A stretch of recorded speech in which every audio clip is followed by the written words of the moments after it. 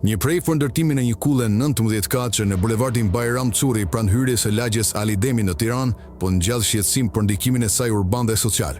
Sipas dokumenteve zyrtare, godina do të shtrihet edhe në një pjesë të rrugës ekzistues dhe territorin e shkollës 1 Maj, si dhe do të prek hapësira publike si shenjë dhe statuet e eroj kombëtar Ali Demi.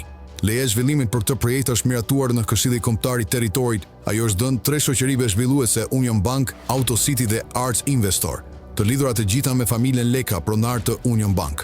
Projekti përfshin një strukturë me 19 kate mbi tokë dhe 4 kate nën tokë, ku 10 katet e para do të përdoren për zyra dhe pjesa tjetër për ambiente më të lira si bar, taraca për aktivitete. Dokumentet theksojnë se ndërtimi synon të shërbejë komunitetit me hapësira rekreative dhe me respekt për infrastrukturën urbane, por faktet tregojnë të kundërtën. Rruga e hyrëse në lagjin Ali Demi do të devijohet, shkolla do të preket dhe statuja simbolike do të zhvendoset, të gjitha për t'i hapur vënkullës. Gjithçka është bërë pa konsultim publik dhe pa transparencë nga institucionet përkatëse. Pyetjen mbi rodhjen e Bashkisë së Tiranës dhe Ministrisë së Arsimit mbeten pa përgjigje. Kjo situatë pasqyron edhe një herë tendencën për të favorizuar interesat privat në dëm të hapësirave publike dhe komunitetit lokal me vendimet të firmosura nga lart.